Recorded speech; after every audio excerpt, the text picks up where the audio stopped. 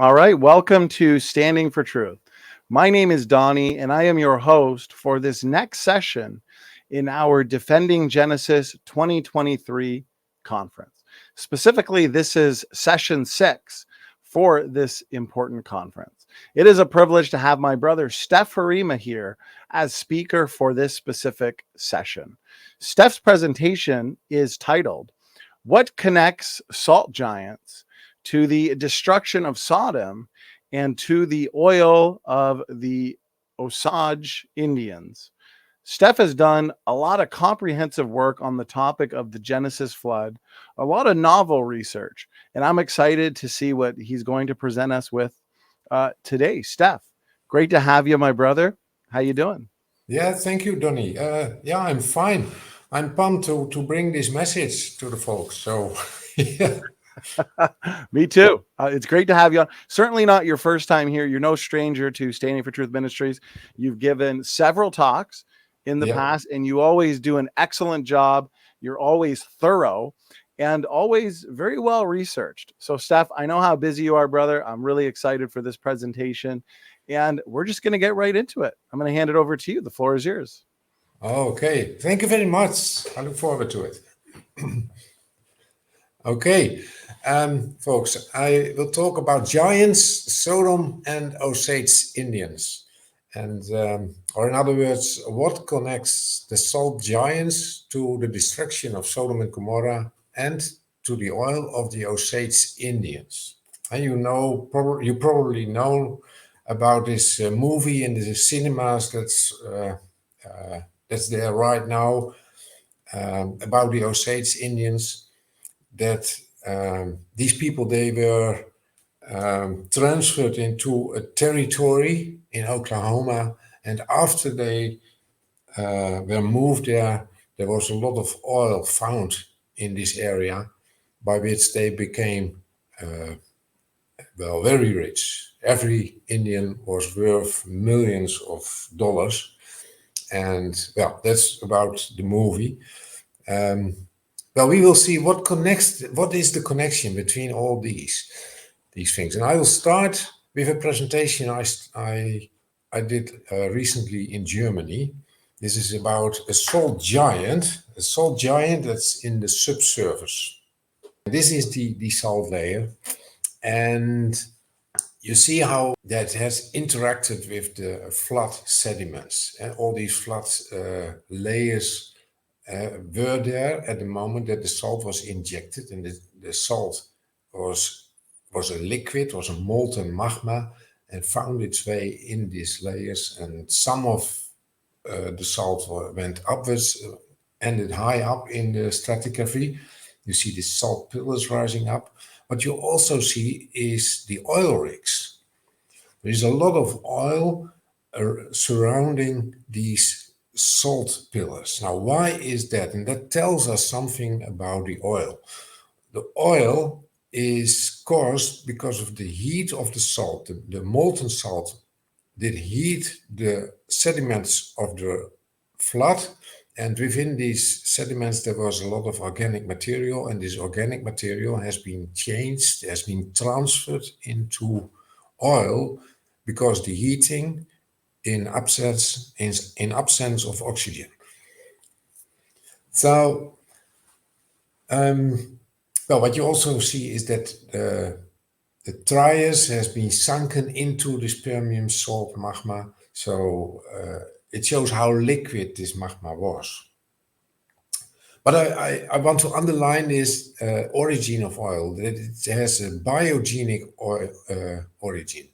And I know of some research that has been done to show to us that oil had a biogenic origin, that it's been caused by chemical processes deep in the earth. But we need to consider that this oil is found in these regions, and salt is impermeable for oil. So if this oil had its origin deep in the core of the earth, then how could it end up above this impermeable layer of salt? Therefore, this underlines the biogenic origin of oil. That's something we can learn from here. Now, we go to the next. How do I? The point is, I don't know how to navigate. I think if you, with your mouse, Stef, if you click on the slide, it'll refresh it and you'll be able to move. Oh, that's how. Yeah, I need to bring my mouse to the presentation screen. Looks and good. Then it will work. Okay. Now, here is something that distracts us from the origin of salt. And evolutionists, they believe that salt has an origin by evaporation of water. And this is an example of where indeed water is evaporated and leaves behind a layer of salt. So can we compare this to our salt giants that are hidden in the subsurface? Well, by comparing this salt formation I just addressed in the north of Germany, the north of Europe, that's 500,000 square kilometers with a thickness of at least a half of a kilometer, 500 meters at least in average. Now, this is world's largest salt pan, the Salar de Uyuni in Bolivia, high up in the mountains, and it covers an area of 10,500 square kilometers with an average thickness of only a half of a meter. So you notice the difference. This is very small. And how did this origin? Well, here you see where it comes from. It comes from not from a primary salt source. No, it's a secondary system. The Andes Mountains, there are salt pillars risen up high up in these Andes Mountains, and this salt, there is a lot of rain high up in the Andes Mountains, and the rain will bring the salt down. It will dissolute salt and will bring it down into the salt will be diluted and then brought into the Uyuni Desert. And since the flood, and during the flood, the Andes has been formed. The salt pillars rising high up in the Andes that have been formed. But since the flood, for around 4,500 years, the rain has washed the salt through streams into the Salar de Uyuni. So the primary salt is high up in the mountains, and the secondary salt process is in the Uyuni. So this just showing again the difference between the salt giants and this kind of desert plains. Okay, now we go to Sodom and Gomorrah, or better, we go to the Dead Sea, and this is a cross-section of the Dead Sea, and this is the Jordan Valley in Israel. Yeah, you see here Israel, Jerusalem, and farther south you see this Dead Sea. There's a lot of salt underneath the Dead Sea, and there you see the Mount Sodom in the far southwest of the Dead Sea region. And the Mount Sodom, here you see him again in the cross section. This little Mount Sodom is rising up 300 meters above the Dead Sea level. Yeah, and the Dead Sea level is 400 meters below sea level. So the Mount Sodom is not rising up above sea level, but is 100 meters below sea level. Now you see this huge salt formation. It goes down up to 12 kilometers deep. 12 kilometers deep. The rift under the Dead Sea is filled with salt up to 12 kilometers deep. Now, what are the biblical events around Sodom and Gomorrah? The continents became covered with sediments during the flood. The Jordan River Valley formed when the continents were leveled up and the salt was injected. The magmatic rock salt was completely covered by sedimentary rock, and it's important to notice that Mount Sodom was not there, because if Mount Sodom was there in that time, the same would have happened as happened in the Salar de Uyuni. Then the whole area would have been salted by the rain, as the rain will dissolute Mount Sodom salt and bring it into the area. So Mount Sodom was not there at the time. Immediately after the flood, the river Jordan was there, the Rift Valley was there, and even the salt in the subsurface was there. And you can hide salt in the subsurface and still have fertile soil on top of it. That's what we see here in the Netherlands, that's what we see in Germany. The topsoil is very fertile. And therefore, Lot could choose the plain of the Jordan, which was well watered in Genesis 13. So that fits. There was rock salt hidden in the subsurface, but Mount Sodom was not there. And the heat of this salt had converted the buried organic material, because the river Jordan, or the whole area was sedimentary rock that was delivered by the flood, and there was a lot of buried organic material in it. Now, this buried organic material was changed into tar and oil and gas during the flood. And this tar, oil, and gas had been slowly moving up through the sedimentary rock ever since, because oil floats upon the groundwater and it will find its way upwards. Just like we saw in Germany, on top of this salt pillars, the water pressure pushes the oil towards the top. So when this oil and gas reach the surface, then it comes in the area where the sun is heating it up, and then the gas will evaporate, of course, but also the oil will evaporate, and only the long chains of carbon, which forms the tar, that will be left behind in tar pits. So therefore, the valley of Siddim was full of tar pits in Genesis 14, verse 10, as it's been mentioned. So that's a very biblical position there. So there was a fertile rock, it was well watered, and there were tar pits. Therefore, it was a good place to live and to build houses in. So Sodom and Gomorrah and other towns were built there.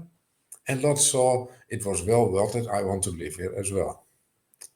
However, because of the sin of these people, God chose to turn this area upside down, and then an additional eruption of salt lava, caused the destruction of the cities, formed Mount Sodom at that time, and ruined the area forever.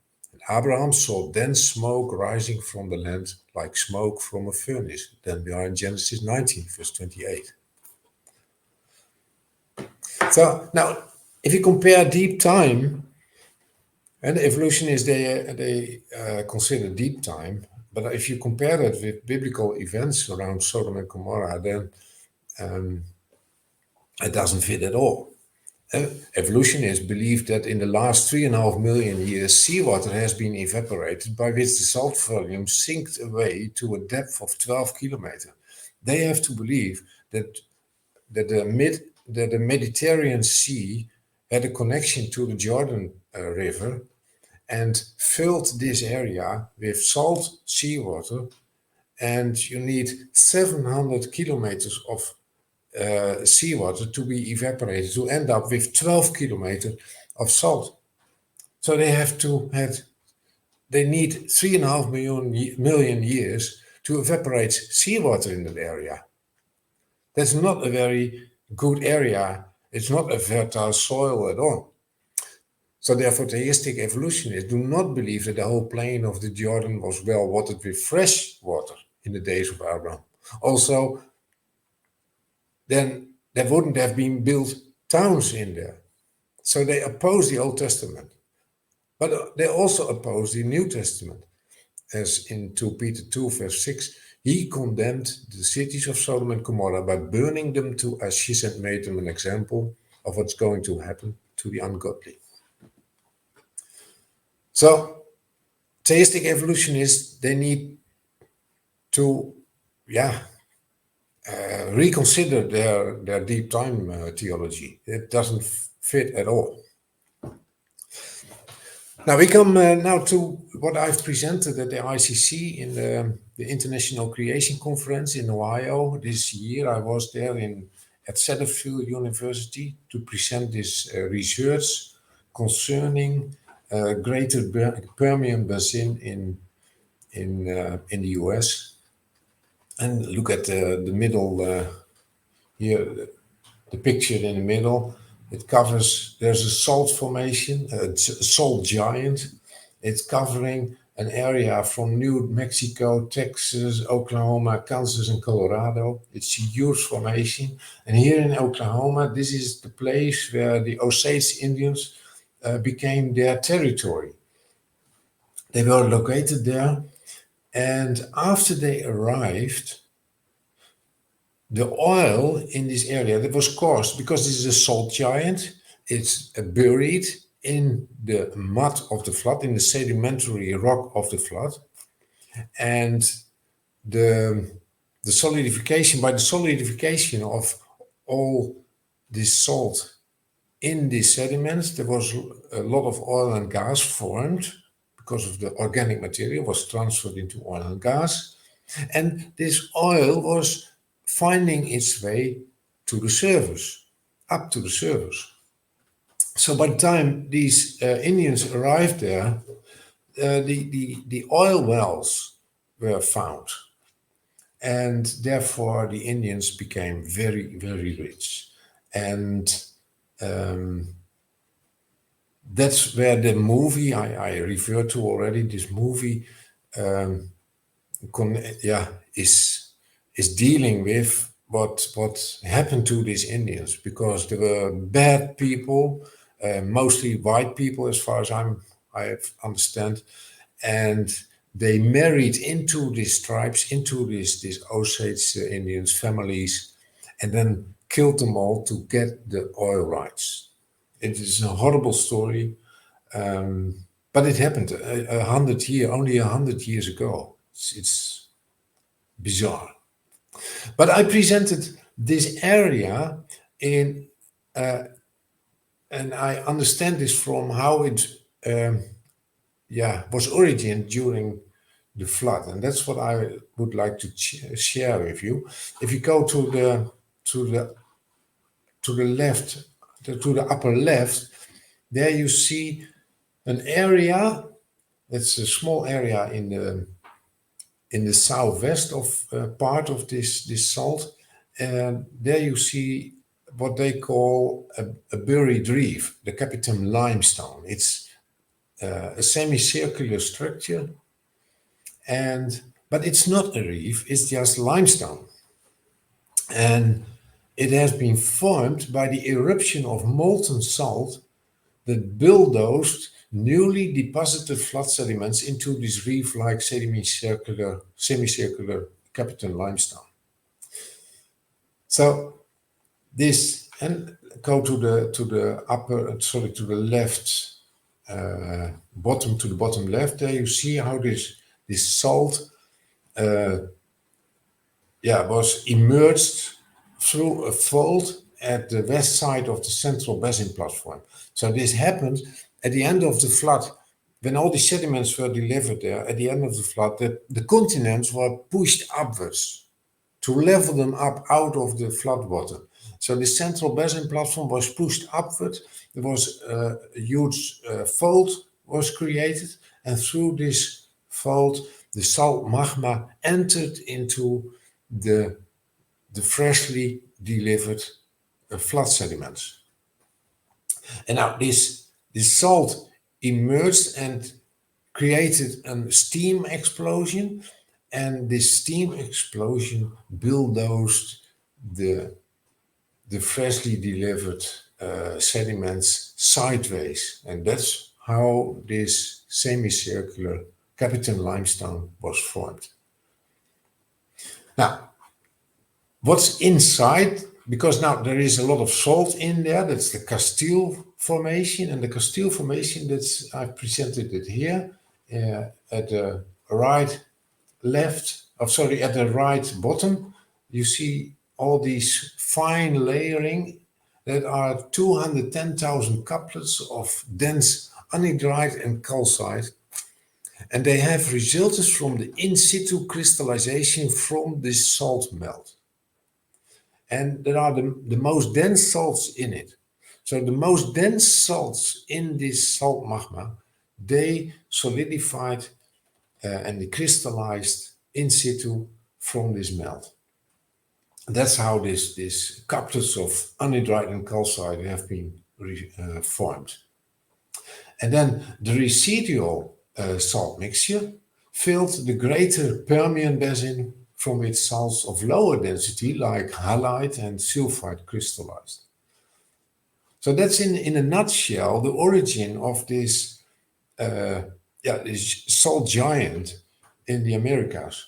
Now, there's something very interesting, a very interesting feature, and that's this other part, because these couplets of anhydrite and calcite, they are white crystals. But here you notice that all these layers are underlined in black. So every layer, there is something black in there.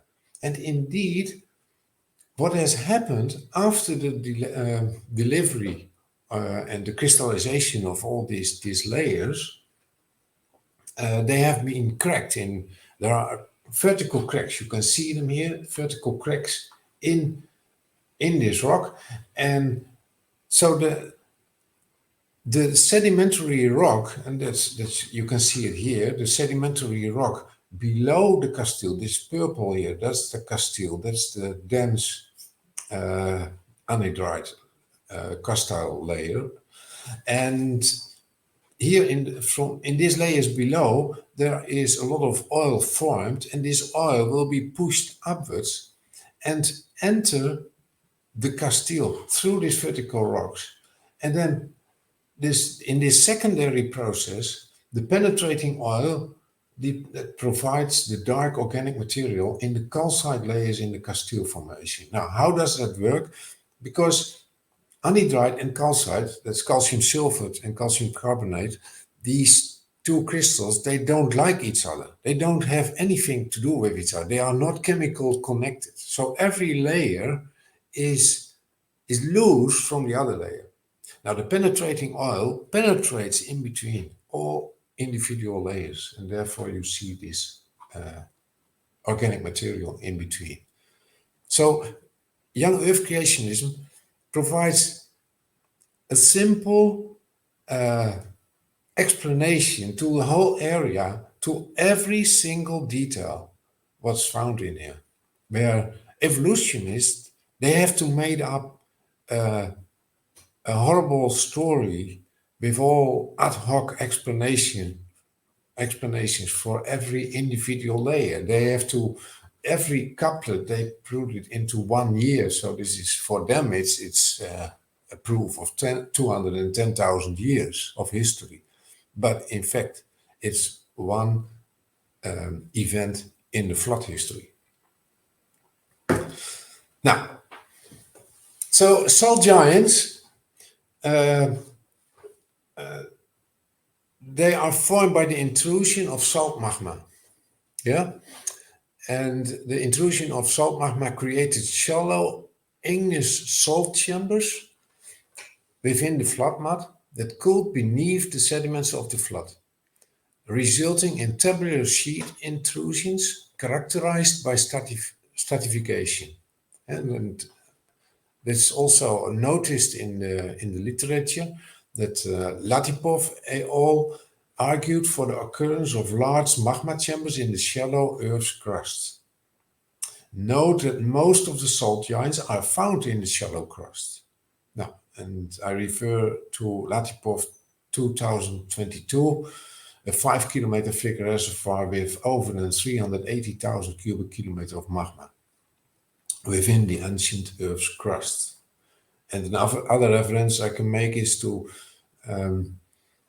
that's about igneous layering resulted from in situ crystallization onto the chamber floor. That's just what I've explained that happened in the Castile Formation. So there is evidence out there to prove this right. Now, I would like to share some news from the ICC as well, because as I said already, I was there in July in the International Creation Conference in Ohio at Satterfield University. And the good news is that this chapter on salt that I opened, that will be continued.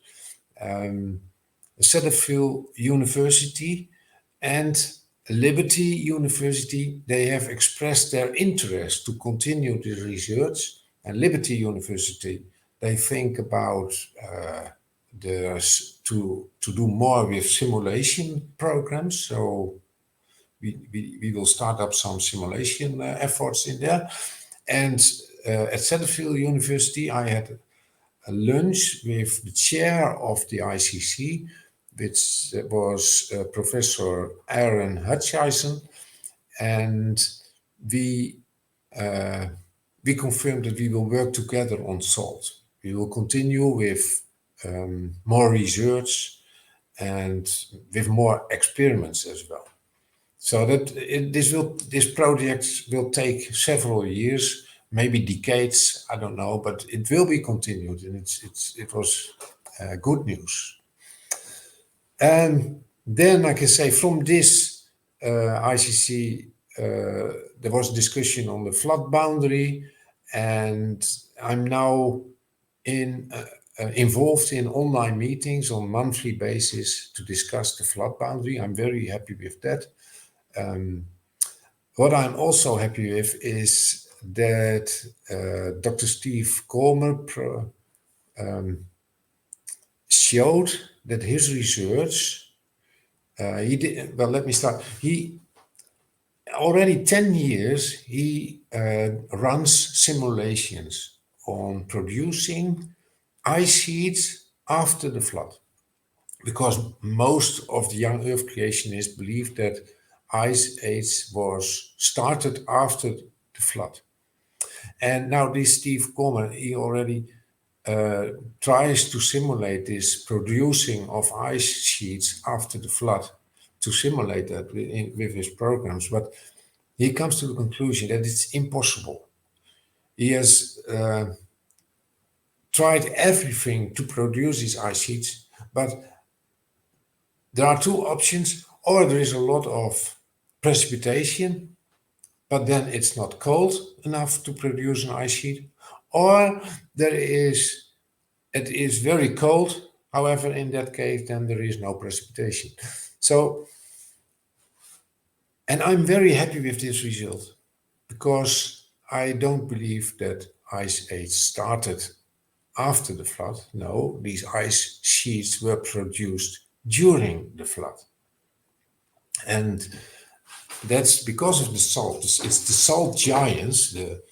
The salt testifies against this Pleistocene, this Ice Age idea. And here you see a cross section of a salt giant, the biggest salt formation in the Earth. This is over 2 million cubic kilometers of salt. It's a cross section from Texas, and here the coastline underneath the Gulf of Mexico. And what you see is that the flood brought in here 20 kilometer thick layers of sediments, and it's all been interfingering with salt magma. So you can see here from the basement these cracks by which salt magma found its way up high in the stratigraphy. The black here, that's the salt. And you see how these pillars rise up over 10 kilometers high up. And these pillars rising up straight into Pleistocene. And Pleistocene, that is Ice Age. That's dated as Ice Age. So what we see here is that there was Ice Age sediments. They were delivered up to 10 kilometers deep. There's a huge amount of Ice Age. Now, the ice sheets were in the far north. This is far south. This is far away from the ice. So how will Ice Age sediments end up in the Gulf of Mexico in an amount of 10 kilometers thick? How is that possible? That's possible only if it's part of the flood. Because at the end of the flood, the North American continent was leveled up, by which the water was pushed southways. And why was the water pushed southways? Because on the north there was this huge ice sheet that was formed during the flood. And the continent came up, pushing away all the water underneath it, pushing it south, bringing all these Ice Age sediments southwards and delivering it into the Gulf of Mexico. So I'm very happy with all this evidence to show that all the events during the flood, they are connected together only in a flood science. Without flood science, it's not possible. So this is what I have to share.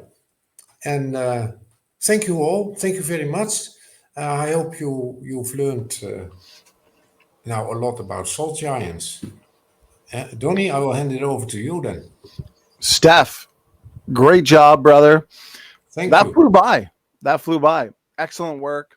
Great information. And I appreciate the slides, the work you put into that. So I've got just a couple quick questions, and then I think we'll wrap it up. This has been really good. And so when it comes to your specific flood model and salt domes, specifically, would it be a good exercise to determine the volume of the salt domes known to exist? Because the salt domes being magmatic, meaning they were hot and fluid-like, could that absorb a lot of the heat and energy that critics argue the flood generated? Can you speak to that a little bit, Stef? Oh, that's a difficult subject, because I don't share the view that there was a lot of heat. We don't have a heat problem. I don't believe that. The hottest part of the flood, there were these salt eruptions. So the volcanic eruptions during the flood, that is where we bring in the heat into the whole flood science. And I don't believe there was any other source of heat. So I don't believe in this. I believe that the continents were collapsing by the weight of the sediments and by the weight of the volcanic eruptions. But I know that many of my fellow creationists, they believe that there is caused a lot of heat by the horizontal displacements over thousands of kilometers of these continents. And I disagree with this opinion. I don't believe that the continents were displaced over thousands of kilometers. I believe that they collapsed during the flood. That's all. That's what happened, in my opinion. That's my model. So I don't have a heat problem, not at all. That's good. That's good. Forgive me, I have a cough drop in my mouth because I'm struggling with a cough these days. So, therefore, would you, with no heat problem with your specific model, Stef, my brother, would you hold to a series of accelerated decay events during the flood or no? I believe that there were volcanic eruptions starting uh, underneath the continents at the first start. So the flood started with volcanic eruptions underneath the continents. That's how I look at it, and I think that this volcanic eruption started with accelerated decay at these specific locations. So it's very minor. Only at that location it got supplied something to create accelerated decay, and by that the magma started to form. But that's very minor. That's only underneath these locations. That's not worldwide. That's not everywhere, but only at these specific locations. Yeah. So accelerated just a little, but in localized areas rather than worldwide accelerated decay. Exact. For your model. Yeah. Okay, very good. Another major challenge, and I'm curious how you would respond to it, I guess, in light of your model and the arguments you're presenting tonight, is a lot of critics, they'll point to heat, which we've discussed, but also limestone. They'll say that the production of limestone is particularly problematic because it cannot accumulate during a flood. Do you think there's any validity to this argument, Stef? And can you speak to that a bit? Well, the flood sediments, loads of the flood sediments were actually limestone. So therefore, this eruption of salt produced these. And what I can go back to. Here you see a buried reef. That's the Capitan limestone, and so this is proof that the flood sediment contained a lot of lime. And therefore, this eruption of salt could explode in there and bulldoze all this lime up into this, into the Apats Mountains, the Guadalupe Mountains, and the Glass Mountains. That's all limestone delivered by the flood. So, yeah, this is proof to this idea that lime is caused by the flood. Very good, Stef. I appreciate your images too. They're very detailed. And a question I'd like to ask you is, based on a higher flood boundary that your model would propose, do you think that there's a problem or a challenge with that boundary because of the dozens of North American mammal genera and species and families that cross a specific boundary? I think it's the Pleistocene boundary. Yeah, I know about these discussions, and that's what we are talking about in this online meeting about flood boundary as well. And well, the point is, what is overlooked by all creationists is that God, when Noah came out of the ark and all the animals with him, God promised them that it would be safe on earth. This would not happen again.